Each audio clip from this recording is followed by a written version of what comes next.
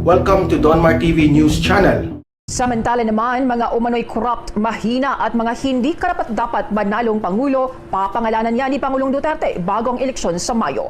Tiniyak na nitong si Pangulong Rodrigo Duterte na kanyang isa sa publiko ang mga pangalan ng mga presidential aspirants na sa tingin niya ay corrupt o tiwali, hindi karapat-dapat, mahina at hindi maaaring pagkatiwalaan na maging Pangulo ng ating bansa. Sinabi ni Pangulong Duterte sa kanyang part 2 ng Talk to the People na gagawin niya ito in due time at ito raw ay posible isang buwan bago ang eleksyon sa Mayo ngayong taon. At sinabi niya na meron daw siyang mga most corrupt at yung isa naman ay hindi niya alam at trying hard na maging presidente. Obligasyon daw ito ng Pangulo na ilahat sa publiko yung kanyang nalalaman, pero bahala pa rin yung mga botante, ang sambayanan, kung sino ang kanilang pipiliin sa bandang huli. Na ito ang bahagi ng pahayag ni Pangulong Duterte.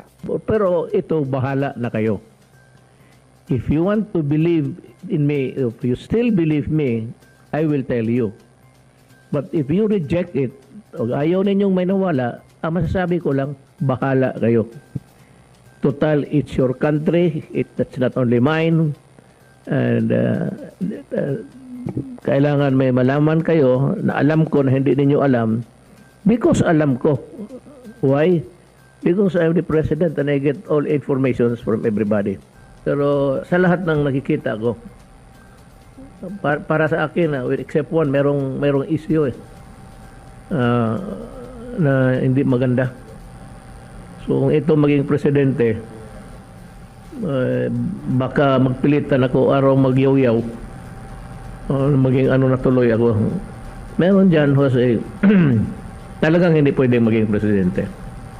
Meron naman dyan ang presidente pero masyadong corrupt. Kala lang kasi ng mga tao malinis pero yung mga nag-transact sa business sa kanya, official business, pati yung mga Chinese nagreklamo na masyadong corrupt daw. Kaya naghihingi sa kanila, sabi na kung may magawa ako. So meron naman dito na hopelessly, I think, hindi dapat na presidente. Medyo kulang talaga. Kulang. Everyday may sasabihin siya na mali o baski the fundamentals yung of what a persona gusto mo presidente dapat ewan ko lang, pero tandaan ang sunod na kabanata, Tagalog yan, perfectly said. Yung bahagi ng pahayag ni Pangulong Duterte. At sa akin daw kasi ay masyado pang maaga dahil ano man daw yung sasabihin niya sa mga kandidato, lalo yung mga patago sa pagkapresidente, ay baka gamitin ng mga kalaban at madadamay pa siya na kumbaga makagalitan ng kandidato o yung mga kandidato na kanyang kumbaga huhubaran sa publiko. Ito ang nakakagulat. Viral ngayon sa mundo ng social media ang di umani balitang kumpirmadong nilaglag na nga daw di umani ng Asia's King of Talk na walang iba kundi si Tito Boy Abunda, ang giant network na ABS-CBN. Ito nga ay matapos na naging viral one-on-one talk nila with dating Senador si Bongbong Marcos Jr. kung saan ay tinanong niya ito ng mga professional questions na talaga namang nasagot na pagkasobrang galing ng dating Senador na si Bongbong Marcos Jr. na siya namang naging dahilan kung bakit mas dumami pang humanga at nangakong sosuportahan nila ang dating Senador na si Bongbong Marcos Jr. sa pagtakbo nito sa pagkapangulo ng Republika ng Pilipinas sa darating na 2022 national election. Ito ang mainit na balitang pinuputakti ngayon ng samot-saring komento mula sa marami sa ating mga kababayan at marami nga sa kanila ngayon ang hindi napigilan ng kanilang sarili na maglabas ng kanilang hiling at komento sa mundo ng social media. Mainit na pinag-uusapan ngayon sa mundo ng social media ang di umani balitang kumpirmadong nilaglag na nga daw di umani ng Asia's King of Talk na walang iba kundi si Tito Boy Abunda, ang giant network na ABS-CBN. Ito nga ay matapos niyang interviewin ang dating senador si Bongbong Marcos Jr. kung saan ay humanga marami sa ating mga kababayan kay Tito Boy Abunda kasi nga ay misking isang katiting na pangbabayas wala di mo nang napansin ng marami sa ating mga kababayan. Dagdag pa di mo nila ang lahat daw di mo ng mga tanong na naitanong ni Tito Boy Abunda sa dating senador si Bongbong Marcos Jr. ay sobrang sobrang professional question at sobrang tamang tanong daw para malaman ng taong bayan kung anong klaseng pagkataong meron itong si Bongbong Marcos Jr. Kung ito ba ay dapat suportahan at iboto ng marami sa ating mga kababayan or hindi. At sa magandang nangyari ay nasagot ito ng sobrang pagkagaling ng dating senador si Bongbong Marcos Jr. at ito nga raw naging dahilan kung bakit mas nadagdagan pa ang supporters ni Bongbong Marcos at sila nga ay nangangakong gagawin din mo nila ang lahat ng kanilang makakaya para lamang suportahan nila at iboboto nila ang dating senador si Bongbong Marcos Jr. sa pagtakbo nito sa pagkapangulo ng Republika ng Pilipinas sa darating na 2022 national election. Matatandaan kamakailan lamang na lumabas ang balitang sobrang humanga nga daw di umano ang Asia's King of Talk na walang iba kundi Boy Abunda kasi nga ay nakikita nga daw kung gaano kabusilak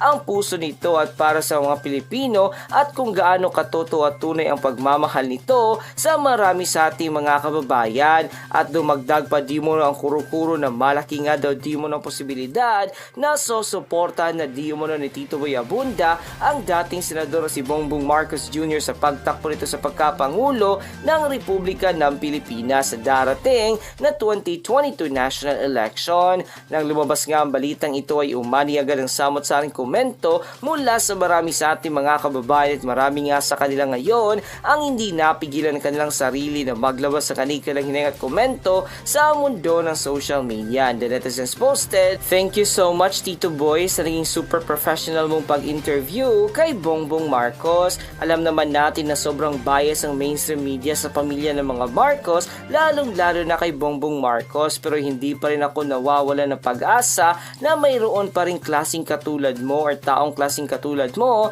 na walang kinikilingan at walang pinoprotektahan kundi puro katotohanan lamang. Masakit man isipin na nagtatrabaho ka sa mainstream media, particularly sa ABS-CBN, pero umaasa pa rin kami na gagawin mo ang tama at gagawin mo kung ano yung nararapat gawin, hindi lamang sa sarili mong ratings kundi pati na din sa sambayan ng Pilipino. Ako pa sa iyo Tito Boy, umalis ka na sa bigsi ng mga ABS-CBN na yan. Ilaglag mo na yan sila kasi yan ang nakakabuti sa pangalan mo. Naniniwala naman kaming lahat na kayang-kaya mong mabuhay at kayang-kaya mong paluguin ang sarili mong programa na wala sila. Kasi in the first place, sinusuportahan ka naman hindi dahil konektado ka sa ABS-CBN, kundi sinusuportahan ka namin kasi totoo at tunay kang reporter. Wala kang kinikilingan at wala kang protektahan at talagang serbisyong totoo lamang ang ginagawa mo. Miski mga kaibigan mo ay kaya mong pagsabahin o pagsabihan kung mali ang kanilang ginagawa.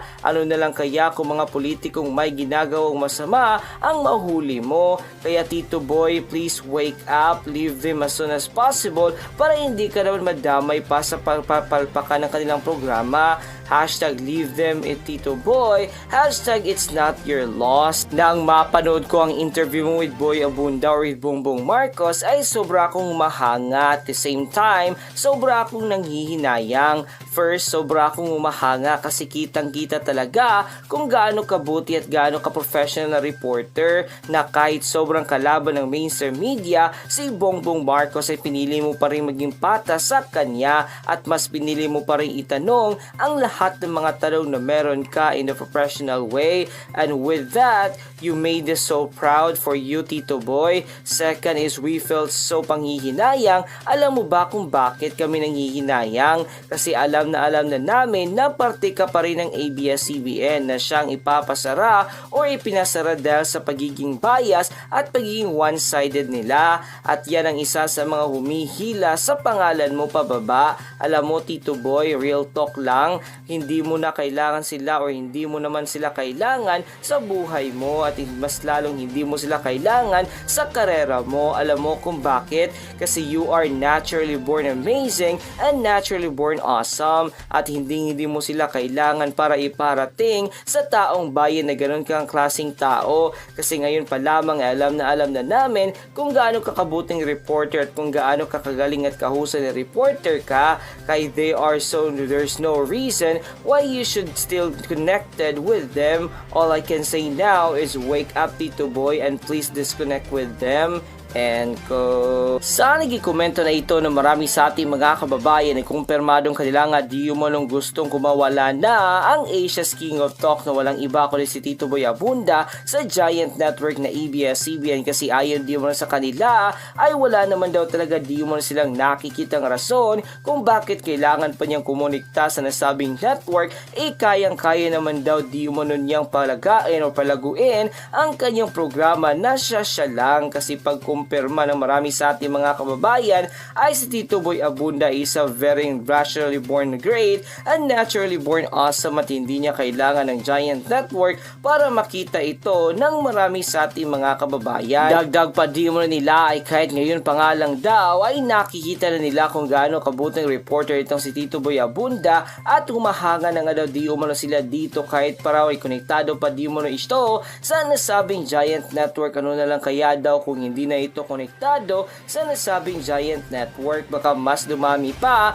ang mga supporters nito at lalo na mga supporters nito sa kanyang YouTube channel. Dagdag pa di mo na marami sa ating mga kababayan ay isa rin interview na ito ni Tito Boy Abunda sa dating senador si Bongbong Marcos Jr. kahapon lamang January 25, 2022 ay isa na di umano sa kanyang magiging hakbang para ma-disconnect na sa nasabing giant network na walang iba kundi ang ABS-CBN kasi ayon di umano sa marami sa ating mga kababayan ayun naman daw talaga ang dapat di umano niyang gawin kasi hindi naman daw talaga deserve ng nasabing giant network na magkaroon ng Tito Boy Abunda sa kanilang kumpanya. At yun na nga mga kabanat, ano na ang masasabi mo? Kung kayo ang tatanungin, ano na ang masasabi mo sa naging balitang ito? Kung saan gusto na nga ng taong bayan na i-disconnect na ang Asia King of Talk na walang iba kundi si Tito Boy Abunda ang kanyang sarili sa nasabing giant network na ABS-CBN kasi ayon di mo sa kanila hindi naman daw talaga deserve ng nasabing giant network